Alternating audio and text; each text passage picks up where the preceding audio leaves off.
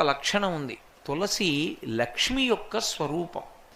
తులసి ఈ భూమి మీద పుట్టినటువంటిది మొట్టమొదట ఎక్కడి నుంచి పుట్టింది అంటే బీజము నుంచి వచ్చింది కాదు తులసి చెట్టు. తులసి చెట్టు గింజల్లోంచి రాలేదు.